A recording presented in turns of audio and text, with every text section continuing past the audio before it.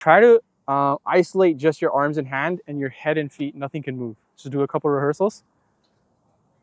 So if we want consistency, if you look at tour players, you'll see like it's just so quiet. Throughout their whole shot, their head, nothing's moving. If we're moving like up, down, side to side, like that's gonna affect where our club face lands too, right? So as you do this, don't have to try to hit it far, but just work your arms and wrists only and try to keep your head from not moving. Okay. Then when you get comfortable with that, you can make your swing bigger, right? So this is just like a way to like kind of recalibrate yourself. Like if you're one day you just have like crazy club face control issues, like it's way open, way closed, like this is what you should do before your round. Just chill out your swing, don't hit it hard, and then just try to return the club face square. So this is not like me telling you how to swing. This is just you figuring out how to square the club exactly. face. You're fixing your swing. Yeah, exactly. Here's problems that can arise, and here's how you can kind of solve them yourself. So that at least you have like some sort of like option before a round versus feeling like, man, I'm screwed for today. So 1 or 2 rehearsals. I would say it's move just a little bit further back. Okay, yeah, just 1 or 2 rehearsals and return it square.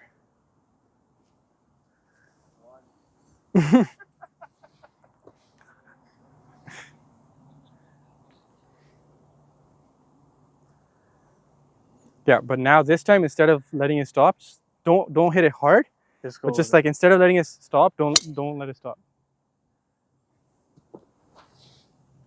So it's just timing, right? You figure out the timing of your release. And then from there, when you're comfortable with it, you can start adding some body turn so that it goes even further back.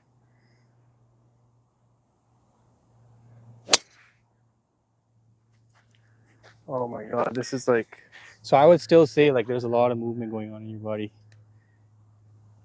On the top? Yeah. Like top half? Yeah, so just go ahead and set up there. So I'm gonna hold you here. Don't hit it. I don't wanna get killed. But just swing back to here and then swing back to there. Just do that like 2 or 3 times.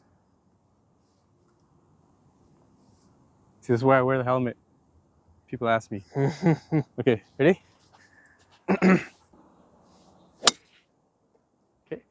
So now this is where like technique stuff comes in. So the reason why you're struggling with this is because you have too much wrist hinge, like here. So you're having a hard time squaring the face. Wrist hinge is good, but we want it to be kind of like in somewhat like of a 1-to-2 ratio, I guess you can say. So if I move my body like a whole foot, I can bend my wrist like 1 inch.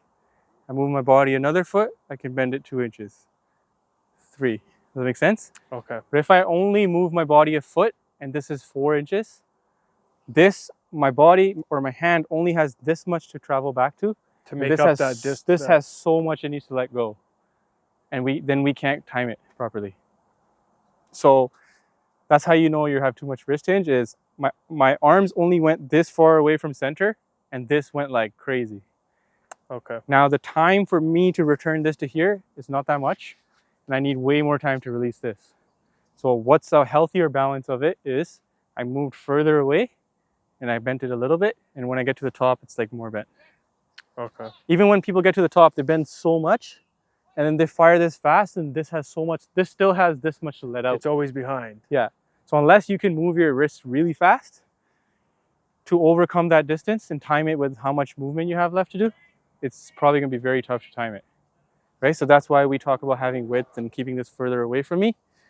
A lot of wrist swing is like, yeah, especially if you add your lower body in the downswing. So watch this. I didn't turn that much and I have so much wrists, and then I fire this, that increases the gap even more. Like this is so far behind, now you're gonna top it, chunk it, and you have issues, okay? So you wanna think like, I don't know if it's a 1-to-2 ratio, but it's just like I turn my body halfway, I bend my wrist a little bit, turn it all the way, and I bend a little bit more. So now by the time I get back to halfway, I've let out a little bit, And then by the time I get here, I can let it out to square. Okay, so then so right now you're doing this. I would just keep it a little bit wider away from you. And again, you'll figure out the timing. So I'm bringing it too close to my head, exactly. like a baseball swing. Yeah, this is getting to here. And by the time you're back here, it's only here. And this much still has to let go.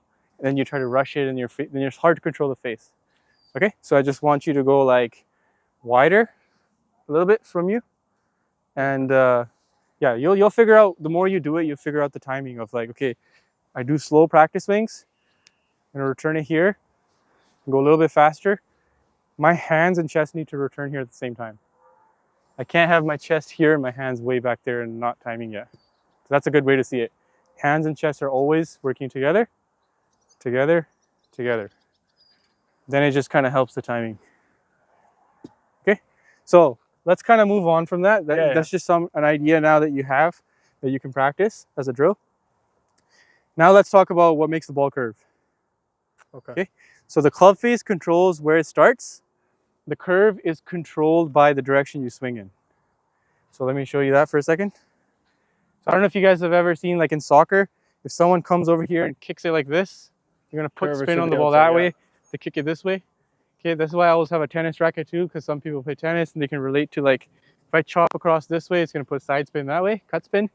If I do this, it'll put it to the left. So golf swing is the same thing. If I go this way, I can hit a draw. If I go this way, that's gonna hit a fade. So if you're on the golf course, you know you aim straight because you picked a point, okay? And then you know your ball started straight, so that means you return your club face square, because wherever the club face is pointing, that's where the ball starts. Yes. So we aim center. The ball also started center, but then it curved way over there. So it's always the opposite. If it curved right, that means I swung left. If it started straight and curved left, I swung right. Okay? So usually it's not easy to fix path. Like if someone is going way across, like they can't really fix that on a golf course. It's like it requires some more work, right? That's repetition. Yeah, I know how, but I know how to curve it both ways. So for me, if I see that happening, I can just be like, all right, I'm gonna go the other way. But if you've never curved it left before, you've never come into out before, probably not the best thing on the course to do, even though you have the awareness of it now, like that's what's causing it. Probably not the best thing to do to fix it. What you'd rather do is just make sure your ball starts left and it comes back center. Okay. So this is a huge thing that I noticed that people do. Is when they say, okay, I'm slicing, so I'm just gonna hit it left so it comes back. They try to do it, which is great, but the way they do it is wrong. Okay, and it comes back to the same thing about aim.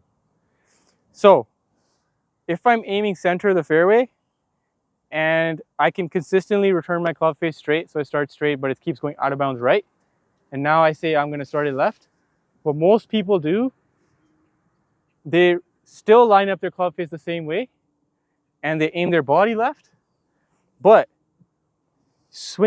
making your body left makes you swing even harder this way and it goes even further right. They're like, what the hell? Like I aimed left, like why? Why is that not? You're nodding your head like, damn, I relate to that. It doesn't adjust. Yeah. So the reason is because you're not adjusting the club face. The club face is what controls where the ball starts.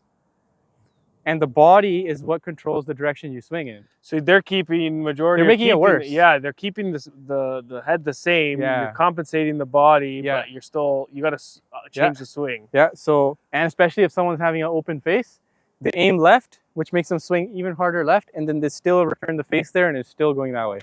Yeah. Right. So if this was my fairway, like that was the middle of my fairway.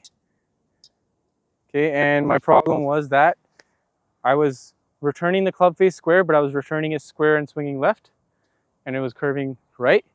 What I need to do first is I need to pick a spot here now, that's aiming to the left side of the fairway. Okay. Right, so I come back here, left side of the fairway is those flags.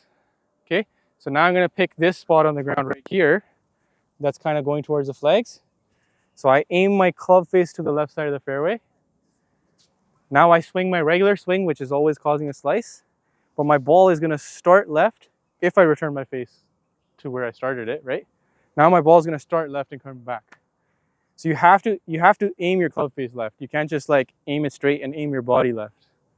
So it's like a simple thing that causes like dude, I'm trying to aim left, but it Yeah, that goes happens further all right. the time. Oh, I did it in the last one.